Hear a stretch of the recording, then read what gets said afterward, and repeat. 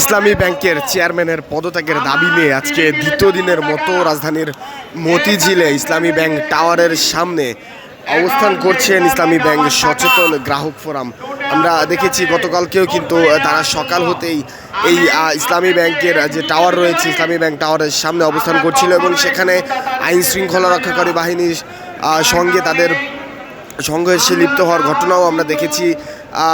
এবং দ্বিতীয় দিনের মতো চেয়ারম্যানের পদত্যাগের দাবি নিয়ে যেমনটি দেখছেন ঠিক ইসলামী ব্যাংকের সামনে যেই সড়ক রয়েছে সেই সড়কে কিন্তু অবস্থান করছেন গ্রাহকেরা। একটু যুক্ত করতে চাই আপনাদেরকে।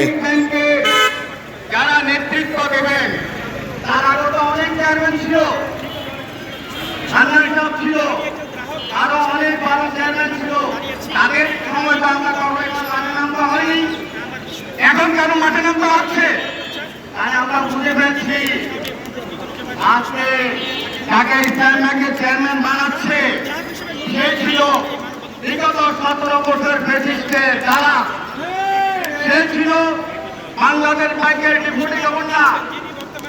যখন দেশ থেকে পালিয়ে যায় আন্দোলনের মুখে, তখন সে পালিয়ে গিয়েছিল।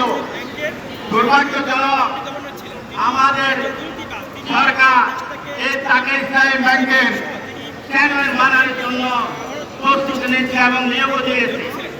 আমরা এই ধরনের নিয়ম, এই ধরনের সিদ্ধান্তকে একটু বলে রাখতে চাই, ইসলামী ব্যাংকের চেয়ারম্যান, ঢাকা বাংলাদেশ ব্যাংকের চেয়ারম্যান সহ ইসলামী ব্যাংকের বোর্ড অফ ডাইরেক্টরের সকল সদস্যের পদত্যাগের দাবি নিয়ে কিন্তু যারা ইসলামী ব্যাংকের গ্রাহক যারা রয়েছেন তারা কিন্তু এই স্থানে অবস্থান করছেন। গতকাল থেকে আমরা দেখেছি যে অনেকেই বলছেন যে বাংলাদেশ জামায়াতে ইসলামী যারা সদস্য যারা রয়েছেন তারা কিন্তু এই গ্রাহক সেজে এখানে আন্দোলন করছেন, এমন অভিযোগও অনেকে তুলতে দেখা গিয়েছে। দর্শক, গতকালকে আমরা দেখেছি বাংলাদেশ জামায়াত ইসলামের একজন উচ্চ পদস্থ নেতা ফেসবুক অ্যাকাউন্ট থেকে পোস্ট করা হয়েছে যে বেশ কয়েকজন আহত সহ গুলিবিদ্ধ হয়েছেন এই যে ইসলামী ব্যাংক যেই এলাকা রয়েছে ইসলামী ব্যাংক এলাকার সামনে। তবে আমরা দেখেছি গতকালকে আইন শৃঙ্খলা রক্ষাকারী বাহিনীর সদস্য যারা রয়েছেন এই আন্দোলন যারা করছেন তাদেরকে ছত্রভঙ্গ করতে টিয়ার শেল এবং জলকামান নিক্ষেপ করেছেন, লাঠিচার্জের মতো ঘটনাও আমরা লক্ষ্য করেছি। এবং দ্বিতীয় দিনের মতো সকাল হতেই ইসলামী ব্যাংক যে টাওয়ার রয়েছে ইসলামী ব্যাংক টাওয়ারের সামনে অবস্থান করছেন ইসলামী ব্যাংক যে গ্রাহক যারা রয়েছেন তারা মূলত ইসলামী ব্যাংকের সদ্য নিয়োগপ্রাপ্ত চেয়ারম্যান খুরশিদ আলমের পদত্যাগের দাবি নিয়েই এই আন্দোলন। আমরা একটু বলে রাখতে চাই, বাংলাদেশ ব্যাংক থেকে কিন্তু জানানো হয়েছে যে ইসলামী ব্যাংকের চেয়ারম্যানকে পদত্যাগ করানোর কোনো পথ খোলা নেই। এবং তারপরে আমরা দেখেছি আজকে আবারও বাংলাদেশ ব্যাংকের চেয়ারম্যানেরও পদত্যাগের দাবি নিয়েও কিন্তু তারা এখানে অবস্থান করেছেন। আমরা দেখছি ঠিক ইসলামী ব্যাংকের সামনে যে সড়ক রয়েছে সেই সড়কে ব্যানার, ফেস্টুন, প্লেকার্ড হাতে নিয়ে কিন্তু যারা গ্রাহক রয়েছেন তারা এই স্থানে অবস্থান করছেন।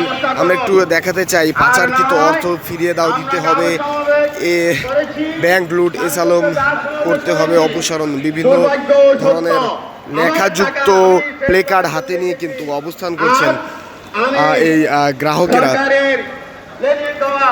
একটু বলে রাখতে চাই, গতকালকের পরে আইন শৃঙ্খলা রক্ষাকারী বাহিনীর সদস্যদেরও বেশ সতর্ক অবস্থানে থাকতে দেখা যাচ্ছে এই ইসলামী ব্যাংক এবং তার আশেপাশে এলাকায়। আমরা দেখছি যে আইন শৃঙ্খলা বাহিনীর যে বিশেষ যানবাহন রয়েছে সেগুলো সহ অন্যান্য পুলিশ সদস্য যারা রয়েছে তাদের অবস্থানও ইসলামী ব্যাংকের ঠিক নিচে, সেখানে তাদের অবস্থান লক্ষ্য করা যাচ্ছে।